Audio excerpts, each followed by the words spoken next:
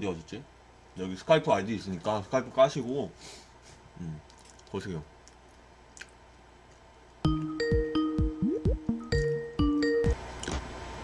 여보세요? 여보세요? 여보세요? 네, 안녕하세요.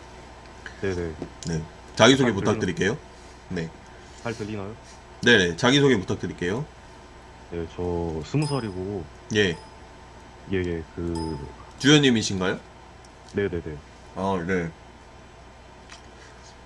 나 오늘, 그, 제가 네네, 생각을 해봤는데, 네, 원래는 토론을 하려 했는데, 예, 네, 사실은 뭐랄까, 무신론이랑 유신론은 솔직히 말해서 세계관이 다르잖아요. 예. 네, 그래가지고 토론은 조금, 서로의 각자의 윤리관 같은 게 너무 다르기 때문에 좀 오바고, 제가 좀 궁금한 게 있어서 전화 드렸거든요. 음, 잠시만요. 제 목소리가 너무 크다 그래가지고. 지금도 커요? 지금? 예. 무신론자신 거죠? 제가 방제 좀 바꿔도 될까요? 무신론자 시청자와의 통화라고? 어그로 좀 네네네. 끌게. 예. 저 왔다 갔다 했거든요, 제가. 아, 예. 그러면, 그러니까 뭐, 저는 토론도 좀 좋고, 약간, 질문도 좋고, 예, 말씀해 주세요. 예. 네, 저는 불가지론자였다가 무신론자였다가 왔다 갔다 했거든요, 자주. 예. 예, 근데 그렇게 막 음, 근거를 못 찾겠어서,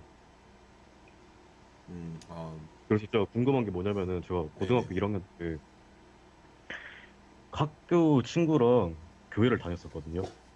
예. 아, 교회를 그, 친- 다니셨었어요?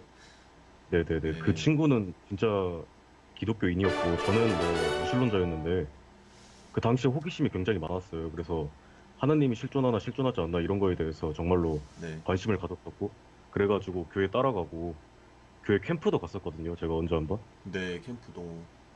그 목사들이랑 많이 대화했고, 근데 저는 그래도 못 믿겠더라고요. 그래서, 유튜브 같은 거에서도 많이 찾아봤거든요. 네. 기독교가 말하는 신이 존재한다는 거, 그게 무엇인가, 이런 거 예. 많이 찾아봤는데, 님 유튜브를 봤어요. 그러다가, 제 유튜브를요. 예. 거의 하나님에 뭐 그런 대해서, 거 얘기하는 게 제 유튜브밖에 없긴 하죠. 네, 네, 네. 예. 그래서, 이 사람 뭐, 기독교에 대한 지식이 빠삭하신 분인가 해서, 그래서 얘기 좀 나누고 싶어서 전화를, 아, 네. 네, 근데 네, 보통의 무신론자분들은 사실은 네, 네, 크게 네, 네. 관심이 없거든요. 근데 이렇게 관심을 가지게 되신 이유가 무엇인 것 같아요? 이렇게 이걸 알고 싶어 일단, 하시는 이유가? 인간 삶의 본질에 대한 어떤 궁극적인 뭐랄까, 그러니까 좀 표현하기가 힘든데 제가 표현력이 별로여서 네네, 편하게 어 말씀하세요. 그러니까 뭐 음, 종교에서 말하는 신이라는 게 되게 절대적인 그런 이미지를 갖고 있잖아요. 네. 그런 신이 실존한다면은 어 그러니까 가치관이 달라지겠죠. 제가 아, 네. 네, 그런 거에 대해서 호기심을 가졌고 어, 네, 이게 만약 사실이라면 내 가치관이 달라질 것 같다. 그쵸. 이제 사실이 뭐 아니라면은 뭐 그대로겠지만. 네, 그쵸. 네네. 별말은 없고 일단 그냥 여쭤보고 싶어요. 그냥 단순하게 어째서 신을 믿고 있는지에 대해서 일단 이것부터 질문 드리고 싶어요. 어째서 신을 믿고 있는지. 네네네. 그러니까, 이거는 기독교에 대해 묻는 건 아니고, 그냥 신에 대해 묻는 거죠. 아니 본인이 믿는 신에 대해서 묻는 거죠. 본인이 믿는 신. 네.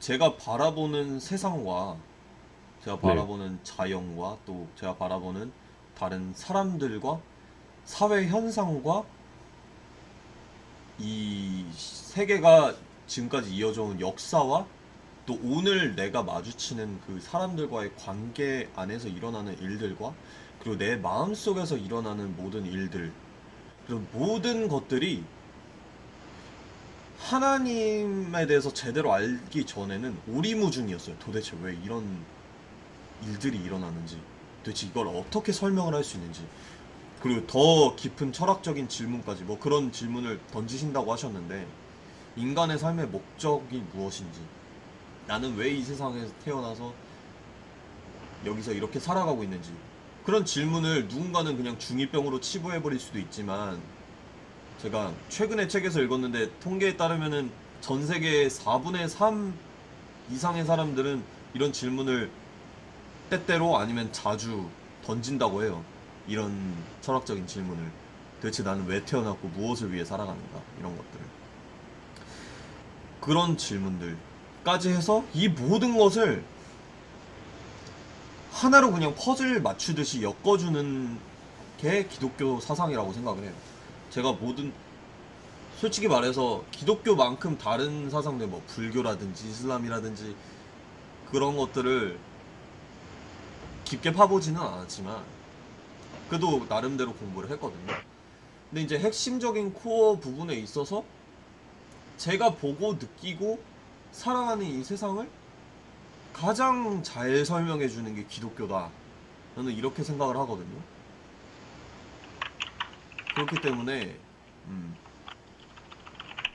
저는 그래서 이제 기독교를 믿고 있고, 이거는 뭐 무신론자 분들과 나눌 수 있는 그런 이야기는 아니지만 그 세계를 이렇게 질서정연하게 만든 창조자가 나를 위해 이 땅에 찾아오고 저를 사랑해서 죽었다는 사실이 이제는 합리적으로 이해되고 제가 마음으로 믿고 고백을 하게 되기 때문에 저의 어떻게 보면 세계관 자체가 아예 바뀌어버린 거죠. 말씀하신 것처럼 이게 진짜 라면 세계관이 많이 바뀌지 않을까, 이렇게 생각을 하셨잖아요.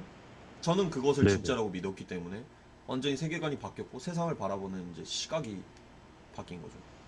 이제 C.S. 루이스가 그런 말을 했어요. C.S. 루이스라는 사람은 아실지 모르겠는데 저명한 기독교 학자예요. 저명한 기독교 학자인 C.S. 루이스가 나는 아침 해가 뜨는 걸 보듯이 기독교를 믿는다.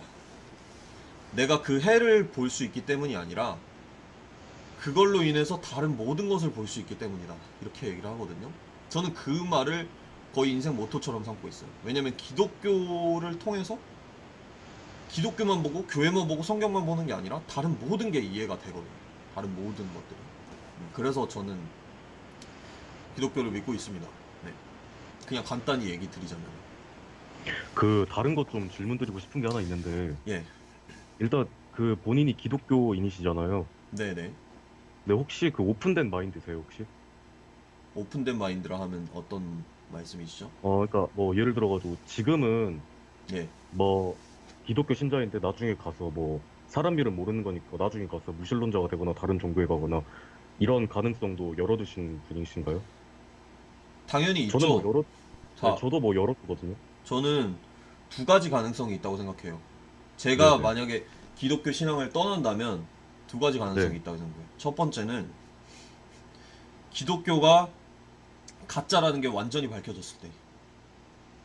저는 이 가능성이 굉장히 근데 폭이 좁다고 생각하거든요. 웬만해서는 기독교 신앙 자체가 가짜라고 증명할 수 있는 방법이 굉장히 적다고 생각해요. 이 세상 안에서.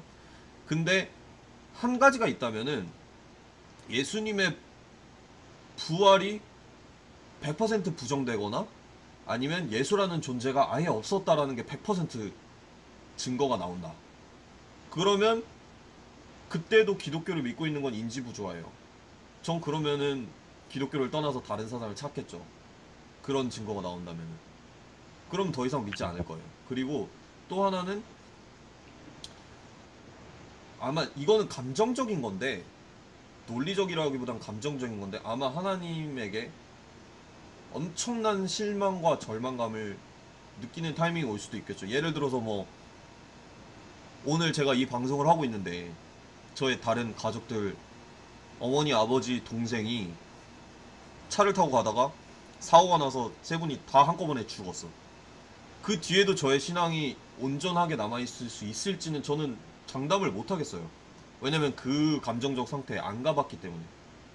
아마 하나님에 대한 원망으로 저의 신앙이 없어질 수도 있어요. 뭐 더 강해질 수도 있고 둘 중에 하나겠지만 저는 그 상태에 안 가봤기 때문에 이런 감정적 상태에 대해서는 저는 어, 열어둔다기보다는 잘 모르겠다고 말씀드려야 될 것 같아요. 네. 근데 하지만 이런 상황들을 제외하고는 아마도 저에게서 기독교 신앙을 없애는 거는 굉장히 어려울 거예요. 왜냐면은 이미 너무 많은 것들이 기독교 신앙 안에서 제가 설명이 되고 있고 모든 하루하루가 기독교 세계관 안에서 이해되면서 살아가고 있기 때문에 그래서 아마도 좀 쉽지는 않을 것 같습니다. 하지만 가능성은 있다. 그렇게 말씀드릴게요. 네. 그 뭐냐, 아까 설명하셨잖아요. 예. 이 세계의 어떤, 뭐랄까, 모든 것들에서 하나님을 느낀다고 말씀하셨나요, 혹시? 그러니까 거의 모든 것들이 그러니까 하나님이 없이는 이해가 되지 않던 것들이 이제 이해가 어, 된다는 거죠. 실마리 같은 것들이. 예. 혹시 구체적인 그런 설명 가능한가요? 그냥 예를 들자면은 세계와 물질의 기원, 도덕의 기원, 우리가 느끼는 심지어 무신론자들까지 종종 느꼈다고 이렇게 간증을 많이 하는 영적 체험에 대한 기원, 그리고 미적 네네네. 그러니까 미라는 거 있잖아요. 아름다움. 그러니까 우리가 정말 황홀한 노래를 듣거나 정말 황홀한 예술 작품을 보거나 아니면 정말 황홀한 예를 들어 뭐 그랜드 캐년이라든지 뭐 나이아가라 폭포 같은 정말 엄청난 자연 같은 걸 볼 때 느끼는 그 경이로움의 감정 같은 것이 저는 그런 미라는 것이 제가 약학을 전공해가지고 이것을 그냥 호르몬 분비 뭐 도파민 분비로 그냥 설명을 해버릴 수도 있는데 저는 그 이상이라고 생각하거든요. 이것이 분명히 네네. 네. 이거 그런 그 순간순간의 격렬한 감정 있잖아요. 미라는 것에 대한. 근데 어, 그것이 이게 도파민이 평소보다 좀 더 많이 나와서 이걸 느끼는 거다라고 얘기하기엔 아마 음, 대부분의 그, 사람들이 그렇게 생각하지 않을걸요? 아마도? 저는 그렇게 네, 생각해요. 알겠습니다. 그래서 네, 네네. 그런 미적 감각에 대한 것도 그렇고 그리고 이 세상에 인과율, 논리, 수학 법칙 이것들이 있어야 이 세상을 이제 설명하는 학문이라는 게 가능한 거잖아요. 인과율, 논리, 수학이 돼야 이제 수학이 없으면 과학도 시작을 못 하잖아요. 아예. 그렇죠. 네. 근데 이제 괴델이 얘기한 게 뭐냐면 괴델이라는 수학자가 얘기한 게 뭐냐면 이 수학의 체계라는 게 너무 말도 안 될 정도로 논리 정연하다는 거예요. 근데 이 수학이 왜 이렇게 논리 정연한지는 밝힐 수가 없어요. 왜냐면은 논리가 있어야 논리를 논할 거 아니에요. 근데 논리가 네네. 왜 이렇게 논리 정연한가에 대해선 논리적으로 따질 수가 없는 거예요. 무슨 말씀인지 좀 이해가 되시죠? 그, 에, 질문하고 싶은 게 있는데 예, 혹시, 예. 뭐, 다 얘기는 안 했는데, 뭐, 어쨌든 뭐, 네네. 말하자면 끝이 없지만, 이런 네네. 것들이 뭐, 이해가 다 됩니다. 무신론적으로는 이해가 안 되는 음, 것들이. 예, 영적이나 뭐 도덕적, 뭐 혹은 미적 예술, 혹은 뭐 논리, 수학 법칙이 예. 그 그것들이 모두 합쳐져야 학문이 되고 연결고리로 매듭이 이어졌다라고 말씀하셨잖아요. 네. 네네. 그거에 대해서 궁금한 게 하나 있는데, 네.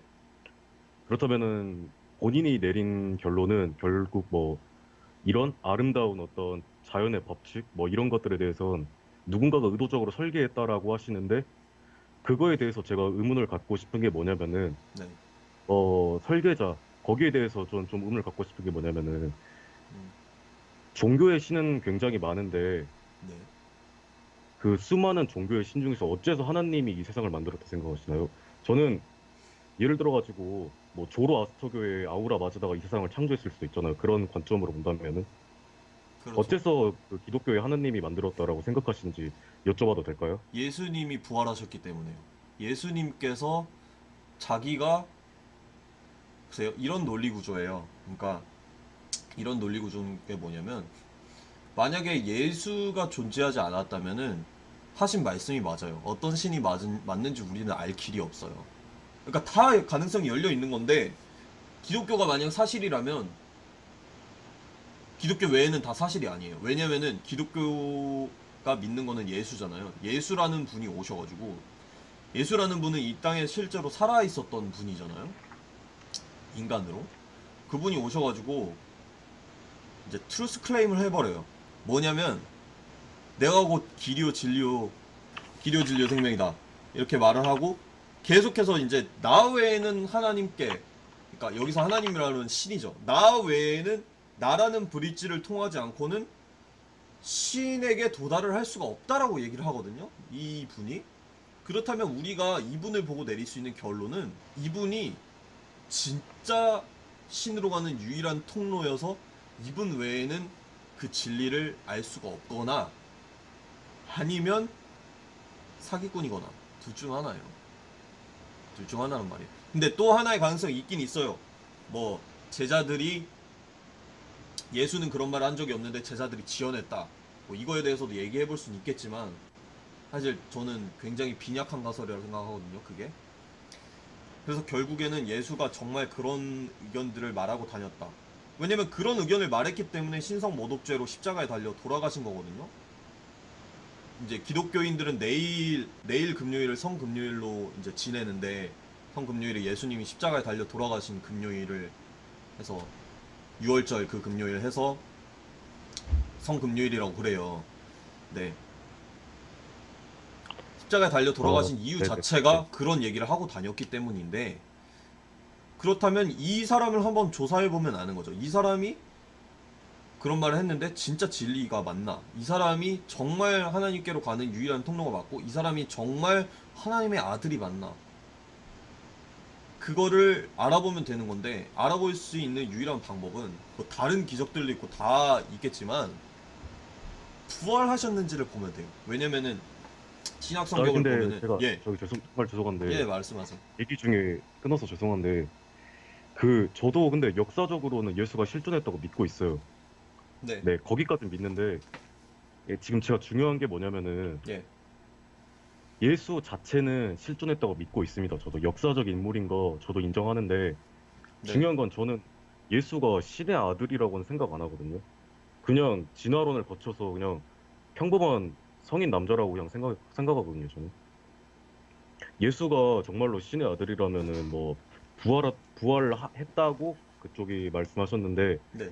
부활을 했던 그런 결정적인 증거가 있나요, 혹시? 그거에 대해서 말씀을 이제 드리려고 했죠. 그러니까 네. 부활을 했다는 결정적인 증거라기보다도 이게 이제 귀추법이라고 그러거든요. 귀추법? 뭐냐면 네. 여러 가지 가설들이 있어요. 여러 가지 가설들이, 어떤 현상에 대한 여러 가지 가설들이 있는데 그 중에서 다른 모든 가설들이 실패한다면은 남아있는 한 가설이 가장 합리적이고 가능성이 높은 거예요. 이게 이제 귀추법의 그 찾는 방법인데, 우리가 설명하고자 하는 현상이 뭐냐면 예수님의 무덤이 비어 있었다는 거. 예수님의 무덤이 비어 있었다는 역사적 사실. 이거는 부정하기가 굉장히 어려운 역사적 사실이고, 그러니까 부활이 사실이고 말고를 떠나서 어쨌든 무덤이 비어 있었고 부활한 예수를 봤다고 증거하고 다닌 사람들이 생겨났고, 그 사람들을 박해하고 죽이기 시작했는데도 구라를 친 거라고 인정하지 않고 목숨을 내놓으면서 그거를 전했단 말이에요. 그 사람들이. 근데 이거는 굉장히 이상한 게 뭐냐면, 이 유대인들이 평생 믿고 따르던 그런 종교관 있잖아요. 이 사람들도 강력한 종교관을 가지고 있었을 거 아니에요. 유대교인으로서 평생 살아가는 그런 사람들이었으면은. 마치 지금의 이슬람 생각하시면 돼요. 지금의 이슬람인들은 거의 종교가 삶이잖아요. 거의 삶의 방식이고 평생의 그거잖아요. 근데 그런 거를 유대교로 가지고 있었단 말이에요. 이 사람들이 가지고 있었는데 어떤 신앙을 가지고 있었냐면, 이 사람들도 부활의 신앙을 믿었는데 세상의 맨 마지막 종말 때 부활할 거라고 믿었어요. 그거 외에는 다 가짜라고 믿었어요. 이 사람들은. 그러니까 세상 중간에 뭐 부활 뭐 그런 게 있을 수 없다고 생각했고, 또 하나는 이 사람들은 유일신을 믿었어. 그 유일신 사상이 얼마나 강력한 거였냐면, 구약 성경을 혹시 보셨는지 모르겠지만 구약 성경에는 진짜 우상 숭배에 대한 그 경고가 너무나 많거든요. 우상 숭배하다가 막 정말 싸그리 죽고 이런 경우도 너무 많이 나와서, 십계명에도 바로 십계명 첫 번째, 두 번째가 바로 우상 숭배에 관한 것들이란 말이에요. 나 외에 다른 신을 섬기지 말라. 우상 숭배하지 말라. 근데 이런 것들을 예수에게 적용을 했을 때 충분히 그런 비판을 하는 사람들이 있었단 말이에요. 유대인 중에서. 어떻게 예수를 신과 하나님과 동급의 존재로 그렇게 인정을 할 수가 있고, 부활이라는, 의인의 부활이라는 거는 세계의 마지막 때에나 일어날 일인데 어떻게 예수가 지금 이 순간에 부활했다고 얘기를 할 수가 있냐. 그거는 평생 지켜온 신념을 뒤집는 일이에요. 근데 이 사람들이 평생 지켜온 신념을 뒤집고 그 뒤집은 내용 때문에 목숨까지 바친 사람들이 엄청나게 많았단 말이에요. 이것은 설명이 필요해요. 설명. 그냥 그럴 수도 있지 하고 넘어가면 안 되고 설명이 필요한데, 그래서 결국 그 사람들이 전하기 시작했기 때문에 나중에 400 몇 년에는 밀라노 칙령으로 로마 제국의, 그러니까 기독교인들을 잡아 죽이던 로마 제국이 결국 기독교 국가가 되죠. 기독교 국가가. 왜냐면은 잡아 죽여도 기독교가 계속 부흥했기 때문에, 그 부활을 전하면서 서로. 그러면서 결국 지금은 20억이 믿는 종교가 됐잖아요. 이 하나의 네네. 폭발적인 이 과정, 이 역사의 과정을 그냥 일어난 일이야 이렇게 얘기할 수는 없고 설명이 필요한데, 그렇다면 가능한 설명들이 있어요. 그냥 대표적으로 몇 가지가 있어요. 제자들이 시체를 훔쳤다. 제자들이 시체를 훔쳐갔다. 그래놓고 뭐 우리의 메시아 예수가 부활한 거다 이렇게 얘기를 했다. 아니면 제자들이 환각을 본 거다. 제자들이. 아니면 진짜 예수 그리스도께서 부활을 한 거다. 이런 가설들이 있잖아요. 근데 이거 하나하나를 지금 비교해드리기가 참 어렵지만, 이것들을 봤을 때 너무 말이 안 된다는 거예요. 다른 설명들은. 부활 자체 말고는 너무 말이 안 돼. 다른 것들은. 그러니까 논리적으로 구멍이 너무 많아요. 근데 무신론의 입장에서 부활이라는 설명이 제일 가능성이 없어 보이는 이유는 이미 신이 존재한다고 생각도 안 하고, 그러니까 죽은 사람을 살릴 수 있는, 자기 아들을 살릴 수 있는 그런 신이 존재한다고 일단 생각을 안 하고, 두 번째로는 기적이란 게 가능하다고 생각을 안 하기 때문에, 미련은 선 세계관이 존재하고 있기 때문에 이 부활 가설이 제일 가능성이 없어 보이는 건데, 만약에 다른 논증이나 뭐 신의 존재에 대한 이야기나 뭐 기적의 가능성에 대한 그런 논증들로 인해서 이것이 한 50%뭐 가능은 하겠네라고 인정만 한다 할지라도, 이 부활이라는 가설은 이 기독교의 폭발적인 성장에 대한 설명으로서 다른 설명들이랑 이제 비교가 안 되는 거예요. 비교가 안 될 만큼 합리적이고 높은 신뢰성을 가지고 있는데, 그렇기 때문에 이게 100%뭐 2000년 전의 일을 어떻게 100% 증명을 하겠어요. 100%라고 얘기를 할 수 없지만, 그리스도의 부활이 다른 더 나은 가설이 나오기 전까지는 기독교의 폭발적인 성장과 제자들의 순교와 그때 있었던 그 2000년 전에 뭔가 있었던 그 일들, 실제 역사적 사실들을 설명해주는 가장 좋은 설명이라고 생각을 하는 거죠. 저는 그 합리성이 굉장히 다른 가설에 비해서 10배 이상 높다고 생각해요. 10배 이상 높다고 생각을 하고, 신앙 이런 걸 다 떠나서 그냥 논리적으로 봤을 때 높다고 생각을 하고, 만약에 이 부활이 사실이라면 예수 그리스도께서 자기의 3년의 사역 동안 얘기했던 그 말들 있잖아. 나만 진리다. 내가 하나님으로 가는 유일한 통로다. 내가 하나님의 아들이다. 나를 본 자는 이미 아버지를 보았다. 이런 이야기들이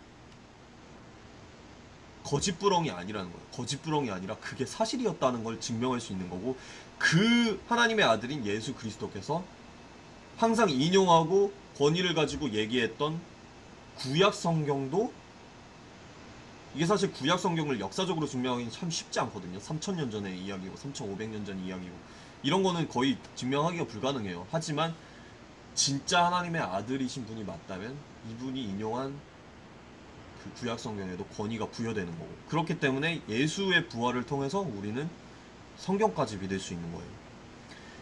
그렇기 때문에 저는 예수의 부활에 모든 것이 달려있다고 생각을 하고, 그게 다른 사도들의 생각이었고, 사도 바울 또한 부활이 사실이 아니라면 우리는 뻘짓거리를 하고 있는 거다. 가서 먹고 마시고 놀지 뭐하러 뭐 전도하고 막 두드려 맞고 죽을 위험을 감수하냐, 이렇게까지 사도 바울이 얘기를 해요. 굳이 더 막 디테일하게 얘기하자면은 한 5시간도 얘기할 수 있는데, 부활에 대해서는 그냥 간단하게 얘기를 하자면 이런 근거로 저는 부활이 사실이라고 믿고 있고 예수님이 하나님의 아들이라고 믿고 있습니다. 그렇기 때문에 그 예수님이 말한 그 성경의 하나님만 저는 신이라고 믿고 있습니다. 잠시만요. 예.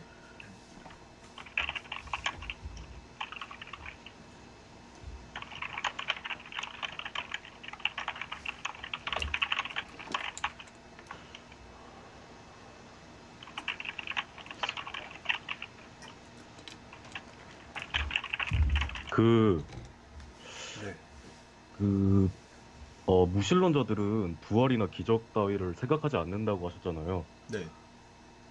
근데 그거는 저는 굉장히 자연스러운 그 생각이라 생각하거든요. 왜냐면은 부활이나 기적은 굉장히 되게 판타지적이라 생각하거든요, 저는. 왜냐면은 그걸 증명할 만한 그런 과학적 근거가 없기 때문에 그렇게 생각하는 것도 저는 자연스러운 사고방식이라고 생각해요, 저는. 자연스러운 사고방식이 맞죠. 자연스러운 사고방식. 하지만 저는 지금 자연을 뛰어넘어 있는 걸 말하는 거잖아요. 그 자연 자체의 조성자를 말하고 있는 거잖아요. 자연 법칙 자체에. 한번 생각해 보세요. 생각해 보세요. 만약에 사과가 있어요. 사과를 떨궜어요. 사과를 떨궜는데 중력의 법칙에 의해서 자연스럽게 떨어지겠죠. 우리는 그게 당연히 땅바닥에 떨어질 거라고 예상하겠죠. 근데 중간에 누가 사과를 탁 잡았어요. 그거를 중간에 개입을 해가지고 잡았어, 다른 사람이. 이거는 중력의 법칙을 어긴 겁니까? 중력의 법칙이 부서진 거예요? 그거에 그래서- 대해서는 네. 저는 그 비유가 좀 비현실적이어서 그게 비유로 통용할 수 있는지 좀 아니 만약에 예, 네네. 한번 들어보세요. 만약에 저는 지금 신의 존재에 대해 따로 논증은 아까 짧게 얘기했지만 안 했잖아요. 만약에 이 세상 자연 법칙을 만들고 이 세상에 그 자연 법칙 안에 개입할 수 있는 존재가 만약 있다면 네네. 그 존재가 손을 뻗어서 그 사과를 잡았어요. 그거는 개입이지 법칙의 파괴가 아니에요. 중력의 법칙을 파괴한 게 아니라고요. 한번 보세요. 예수님의 기적 같은 경우에도 다른 뭐 그리스 로마 신화의 그런 기적들이랑 뭐 무슨 차이가 있냐면, 네네. 예수님의 기적은요, 잘 보시면은 빨리 감기에 불과해요. 창조의 원리를 빨리 감기. 보세요. 오병이어 기적 아시죠? 네? 떡 오병이어의 기적, 떡 5개와 물고기 2개로 5,000명을 먹이신 기적. 잘 몰라요. 그러니까 떡 2개랑 그 물고기 5개로 5,000명을 먹을 만큼 이제 그걸 불려서 주셨단 말이에요. 그게 복음서에 나와요. 말도 안 되는 소리처럼 느껴지잖아요. 근데 글쎄, 자연적으로 그 떡, 그 밀가루, 밀 곡식들이랑 물고기 2마리를 자연적으로 냅두고 아주 오랜 세월을 보내게 하면은 그게 5,000명을 먹을 만큼 늘어난단 말이에요. 시간이 굉장히 오래 지나면은. 그게 자연 법칙에 그게 있잖아요. 자연스럽게 성장하는 그게 있잖아요. 번식을 하고 그 곡식 같은 경우에도 더 씨앗이 이렇게 자라가지고 늘어나는 그런 법칙이 있잖아요.